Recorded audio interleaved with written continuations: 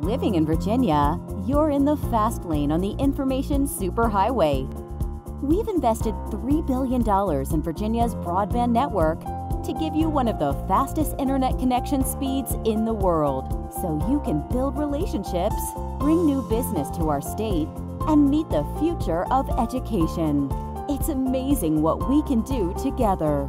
Visit VCTA.com to learn how broadband connects the Commonwealth.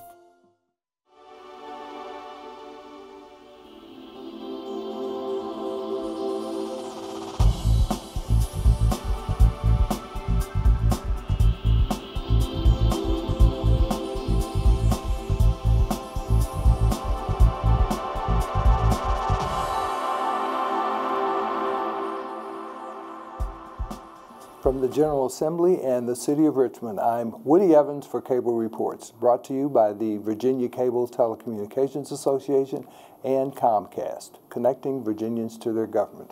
Please welcome Senator Ryan McDougle. Good to see you, Senator. Thank you, Woody. Thank you for having me. As you know, today's a snow day. My little one had the option to come with me to the Capitol today, but she got a better offer from her cousins. So she said she wanted to consider her options last night, and I lost. Now, how old is she now? She is 7. Her name's Reagan, and thinks she's 27 and is ready to be involved in any discussion about policy that we have at any point. Wonderful. So let's have a discussion about policy, because the governor made his remarks last Wednesday, the opening day of the legislature, and of course the budget is always the biggest item on the agenda, especially considering what happened in Congress last year in terms of tax reform. Talk to us about the implications of what happened at the federal level and what's likely to happen here in Virginia.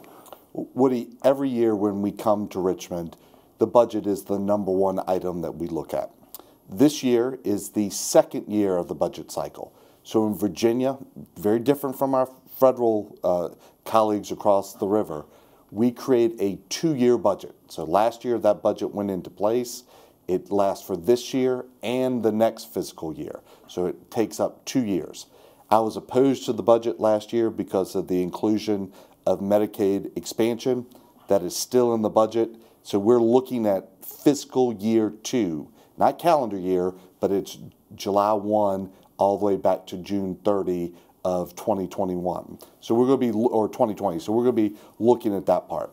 The biggest challenge with the second year part of the budget now is the federal tax relief that went into effect last December, so a little over a year ago, and the implications or impacts of Virginians could be pretty significant.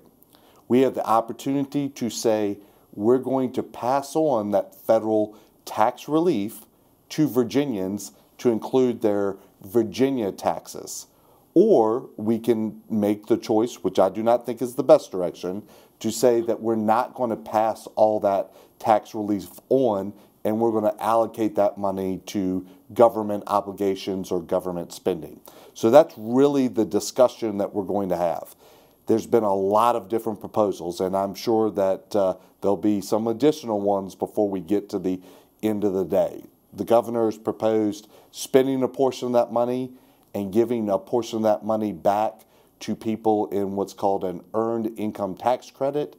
That in essence means if you have not paid up to a level of taxes that you've earned, you'll get some money back. So you were not eligible for the tax relief, but we're going to give you money back. There's a question about whether that money should be focused on the middle class, which was really the focus of the federal tax relief.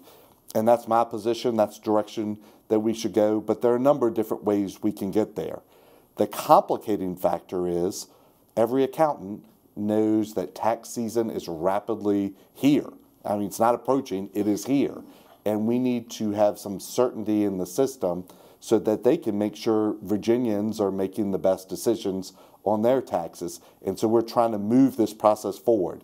But I think it's very important that we need to make sure that we're focusing and come to a conclusion on tax relief for middle class before we just make sure that the tax conformity or how you fill out the form is done correctly. So that's the fundamental question to begin with before any money will be spent.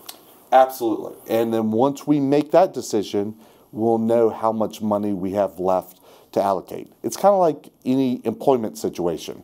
You don't spend your bonus before you've actually earned it because you might be spending money you don't have. And on the state system, I think we need to look at it the same way. Let's deal with the tax policy.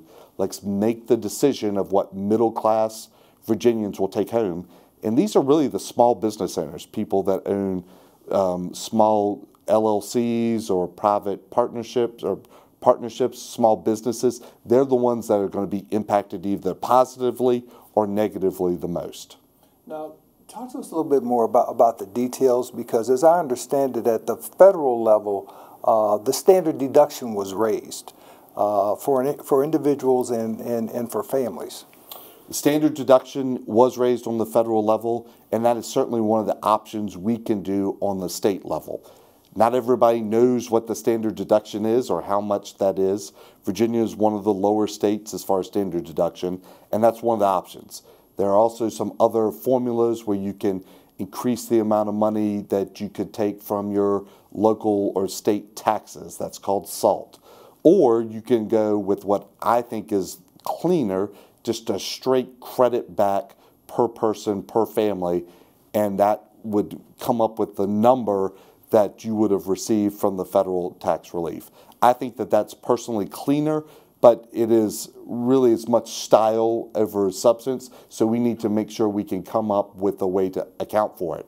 It's even a little more complicated, Woody, because most of that federal tax relief ends in 2025, so we need to craft it to dovetail to the federal legislation so that state policy in a couple of years is not, again, different than federal policy in regard to that tax relief. So it's a more complicated issue than it would seem on paper, but it is very important for Virginians because it's going to affect those who are working and paying taxes the most, and we need to make sure that they get the relief, in my opinion. And of course, on the Senate side, the committee you sit on, among others, the Finance Committee will be the committee of jurisdiction that will address these issues initially. The Finance Committee on the Senate side is different from the Finance Committee of the House of Delegates because we look at the spending, called appropriation of revenue, and we also look at the raising of revenue, which is generally tax collection. So both of those concepts go through our one committee. That process is separated in the House between a Finance Committee in the House and an Appropriations Committee in the House. So it makes it easier for us to look at them in total. The House has to look at them piece by piece, but in this situation, it is still a very complicated issue. Now, you mentioned Medicaid earlier in terms of the expansion that you opposed last year. Now, in terms of Medicaid as it currently exists without expansion, there was a hiccup, as I understand it, in terms of an overestimation of revenues generated, which has caused a hole in the budget? Woody, you might call it a hiccup. I would call it a huge blunder. It was almost $500 million. $500 million. Yes, $500 million in misestimates for the cost of Medicaid before expansion. So this is prior to expansion, which means that we're spending that much more in Medicaid. Virginia does Medicaid different from most states. In Virginia, we say we're going to cover this many lives or individuals, and then we fund that from Medicaid. A number of states say we're going to spend this much money on Medicaid, and then everything has to be dealt with from that amount of money. So it's more important in Virginia that we get those cost estimates correct, because we can't make good decisions about Medicaid spending if we don't know those cost estimates. In Virginia now, Medicaid is certainly our largest growing part of the budget. It is taking up more and more space each and every year. And the missing of those Medicaid estimates, you could have funded without raising taxes and still given Virginians back their entire tax relief under the federal act. You could have still funded increasing teacher salaries by 10% with just the amount of that cost estimate missed. How did this happen? Well, that's a very good question, and we've asked a lot of questions. Some of us were concerned about the numbers as they were presented, and in all fairness, This was under Governor McAuliffe's administration that these cost estimates were presented. And we were told, no, they were correct, even though we had some concerns. So I've put forward legislation. We had a number of situations years ago with our budget estimates, and we were getting budget estimates that were either overly optimistic or not based on good numbers or not based on economic trends. And we required now that governors give their estimates of revenue and a worst case scenario in the budget. And when we started doing that, our estimates have been much closer to reality going forward. My proposal for Medicaid is much more aggressive, actually, and that is making sure that those estimates are done by an independent group. It would not cost more money because we would take the existing resources and move it out of an executive branch agency into an independent agency. It would ensure that they're reporting to the governor and the legislature, but more importantly, the public, the trends in Medicaid spending, whether they're going up or down or stagnant, what's leading to those trends, and I believe we will get a significantly more accurate estimate of what Medicaid is costing us. And for us to make good budget decisions on everything from education to law enforcement to transportation to other social services, I think we need to have that certainty in those Medicaid forecasts from an independent group, certainty that we do not now have. So I assume that given this huge financial stumble, so to speak, you've got a lot of support for this initiative. You know, it's interesting. We had a vote, initial vote in committee, and it went down on party lines, which was somewhat disappointing. But I've gotten a number of individual calls from my colleagues across the aisle who have said, this is exactly the direction we need to go. This is not about partisan R versus D. This is about making sure that we can make good decisions because it impacts so many other things. If we can't estimate these numbers in Medicaid right, it really hurts mainly right now our K-12, our education in our local communities, because that's still the number one expenditure in our budget, but the increase in Medicaid is getting closer and closer each year. Having my 7-year-old in public schools in Hanover County, it's really important to me that we're making good decisions about our K-12 funding system as well. This is a big step to ensure that we're doing it accurately going forward. The other thing is, when you look at problems, we now have people in the system that Governor Northam's appointed that are trying to get accurate solutions, accurate information.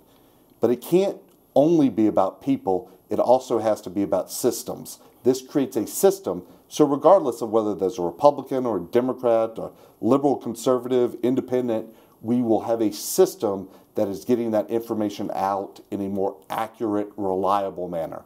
So what's the nature of the opposition, if you have been able to determine it, other than a vote? It seems to be more like we're addressing the situation, so let's give that time. I don't have any confidence in doing that. I think we need to change the system. This is definitely not about the individual personalities now, but it is making sure that we create a system where this does not happen again. $500 million is a lot of money, and we need to make sure if you have an error that big, you fix it. This fixes it. Now, at the micro level, some individuals and families face a situation where they go to the emergency room, for example, and they don't know that the person who may be treating them for some other thing is not part of their network, and then they get a huge bill. And I know you have a solution for that, or at least you've started a discussion to hopefully resolve that issue as well. Woody, this is a short legislative session, which means in Virginia we are here for 45 days. That's a very tight time frame to deal with issues. We still look at thousands and thousands of different bills and resolutions, the budget being one. So when I look at legislation, I try to say what are the most critical needs, what things need to be addressed quickly when we maybe don't have as much time to discuss them. And this is one that really just came right to the forefront. It's a situation which is called balanced billing in the community. And when an individual goes to an emergency room at a hospital, The hospital says they're covered by their insurance, but a particular provider in that hospital is not in that system, and the patient, constituent, gets a tremendous bill when they think that they're covered. That's just unacceptable, and we need to stop that practice. So introduce legislation that will stop that practice, make sure that that patient does not get that surprise or balance bill.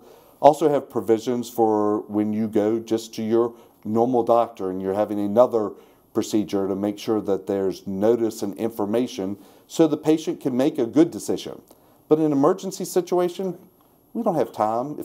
If my wife or little girl or when my father had his heart issues would go to the hospital, you're not asking the doctor, oh, are you covered by my insurance? Is the radiologist covered? Is the anesthesiologist covered? You are not asking those questions, and this makes sure we're protecting the patient. I think we have some consensus on the emergency room side of the situation. We worked very hard over the summer because it was such a big problem, and I am optimistic that we'll be able to move that legislation through so that patients will not have to have that surprise billing in the future if unfortunately they end up at an emergency room. Now, what impact would that have on a hospital, for example, or an individual practitioner? The hospital or individual practitioner would still get paid, but they would get paid from the in-network, where there's a percentage established in the code that's more closely aligned with the in-network cost. So the hospital and doctor still will get paid, but my focus has been making sure the patient is not one that is stuck with this large bill that insurance is saying we're not covering. And that's been really the conversations and the compromise that we're moving forward in legislation now, is protecting the patient. Now, sticking with healthcare issues, how's the state faring with the opioid crisis? Opioids have been a tremendous impact on a number of families across the Commonwealth. And right here at home, we've had a number of individuals, some that I've known for many years, some that I've worked with for many years, directly impacted by the opioid epidemic. It's just, the epidemic is epidemic. And it is very difficult for us to deal with that legislatively. The impact of opioids on your brain, as we've heard from experts at VCU Health System, are just tremendous, and it can take years for your brain function to go back to the state before they were altered by those opioids. But one of the things we're trying to deal with is when people find themselves in those acute situations that they or a friend is overdosing, to ensure that somebody will call for emergency help. Technology's changed, drugs have changed, and now there is a solution if people are going into an overdose situation where they could die. It is easily administered by EMTs and law enforcement, and we just need to make sure that individuals are making that call or getting them to a hospital quickly so they can have that life-saving solution. So a number of constituents who have had those horrendous impacts of losing a family member, we've been working with them throughout the summer to try to come up with a solution, and we're going to advance some legislation that will alter the impact to people that call those cases in, so they will not be charged criminally if they try to ensure that somebody is going to survive through an overdose situation. Very difficult matter, very emotional. It has been emotional for me as I've worked with some of the families dealing with their losses, and difficult as we're trying to make sure that we're balancing a criminal justice system and a life-saving system. And I think we've come up with a solution that will help that as we go forward. But it is a path to follow, and I'm sure there will be lots of additional conversations. But I can think of nobody that I interact with who has not had a family or friend or know someone who has been impacted tragically by this opioid epidemic. And it's a difficult situation. One of the more challenging of my career, because there are no easy answers. There's a lot of thoughts, but no easy solutions that we can point to. but we're trying to advance one that will hopefully save a life in the future. Now, what about expanding the breadth of those who can administer that life-saving drug? There's always legislation out there that will expand that ability to provide it. And there are a number of individuals, and that has increased. We've been a little more successful about putting that life-saving, in essence, it's somewhat of a shot, into people's hands. Fortunately, that's a Virginia-based company that produces that life-saving drug, and we have been able to expand that historically. Certainly, there will always be conversations of should it be available to everybody, and I think we will continue to have those conversations. But we've been more successful in that area here in Virginia than maybe some of the others. Now, what about the root causes in addressing them? Now, there's been legislation in the past, for example, that would prohibit people through the use of a database now from doctor shopping, for example, those kinds of things. Are we doing anything more in that nature? Woody, dealing with the opioid crisis is extremely difficult. As we look at illegal drugs, and even some that are legal through prescriptions over time, it changes rapidly. Over years, we certainly went through epidemics around crack cocaine. We've been through epidemics with methamphetamines, and some of those still in other areas. Legal prescription narcotics drugs, illegal narcotic drugs that are grown. And now we're moving into a sector where the synthetics, the made in a lab part of illegal drugs are the ones that are the most toxic, the most dangerous. We refer to those as fentanyl right now, but over the next 5 years, I'm afraid that you will see that a lot of opioids, including heroin, will be made synthetically and not grown in a field in some part of the world.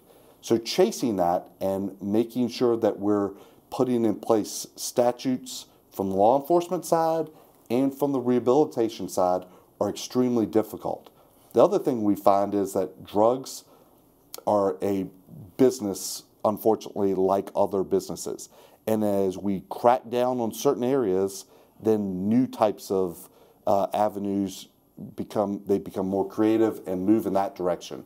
So we are trying to get ahead of that curve, having meeting with the Department of Forensic Science, looking at trends of what they're seeing in their lab analysis, trying to put in more toxicologists to be able to prepare. But I expect that, unfortunately, we're not at the end of this process.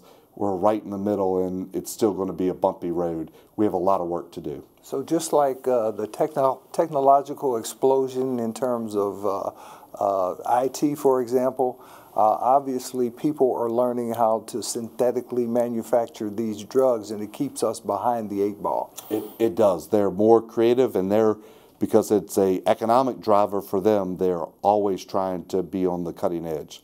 I'm reminded, Woody, when growing up, technology is moving so much faster than what it used to for us. Opened the cabinet last night when it was snowing. We were looking for a board game. We played Monopoly.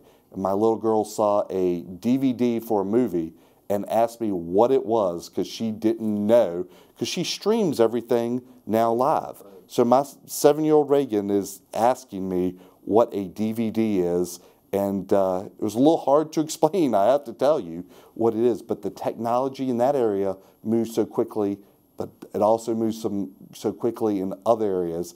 And some bad people use that technology for their financial gain, and it's devastating for Virginians. So we're trying to be more thoughtful and not just reflective, but plan in advance for some of those changes. Focus on the schools in your district, specifically K through 8. How are they doing, and what needs to be done to improve them?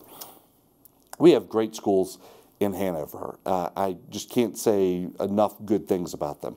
I went to public school in Hanover. My mother was a school teacher at public schools in Hanover, and my little girl is going to public schools in Hanover. And I don't know that I can give any better testament to how good the schools are.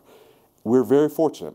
We need to continue that because it is important that we're funding schools and making sure they have resources, but it's parents like us being involved in that school system that really makes a difference. And I know at my little girl's schools, the parents, the families are very active, very involved. So you have to have good teachers, you have to have good administration, but you really need that community involvement to make sure schools operate the way that we expect them to. But we're going to continue to work on funding, and that's why I think a large portion of the budget this year conversation is around school funding, why it's so important that we get those dollar estimates right on the front end to make sure that we have the resources to go through our local schools when the time comes. It appears that the redistricting litigation has come to a head in the sense that recently the United States Supreme Court refused to stay further discussions in terms of the master completing a map for the Senate and legislative districts in the state. And there's also a call again, as there have been for many years, for a bipartisan redistricting commission. How do you think those things are going to pan out? Woody, I think redistricting is something that's been occurring ever since the beginning of a political process. Back when time started, Patrick Henry, who was a Hanoverian, James Madison did not get along very well. James Madison went on to be not only one of the authors of the Declaration, Bill of Rights, but the, not Declaration, but the Bill of Rights, but president. And they had a very substantive disagreement, involved a little bit of redistricting issues then. But in the Senate of Virginia, our districts were drawn by Democrats. Individuals did not sue on that, but Republicans still maintain a slim majority in the Senate. That same district bill, because it was one bill that drew the House districts, those were drawn more by Republicans, and so there was suit. I'd say redistricting is just as political today as it was 300 years ago. And as long as individual people are drawing districts, it will have some element of politics in it. That's why elections have consequences, both positive and negative, and why it's so important that Hanoverians and all Virginians are involved in our electoral process. That is the best way to influence districts. Now we got about a minute left. I just want to know how you will measure success as an individual this session, as well as success in terms of the General Assembly. Now, I named my little girl Reagan for a reason, and I learned a lot from growing up while President Reagan was in office. So as I look at each legislative term, I try to say, will we leave something in place that will outlive my time in office, whether I'm in it for another day or another 10 years. And I think that some of the things we've discussed, tax reform for Virginians, reforming how we make decisions on Medicaid, and some other things that we didn't talk about, like the ability for individuals who make a mistake as a juvenile to have their records expunged. Those things will be our measure long after we're here in office.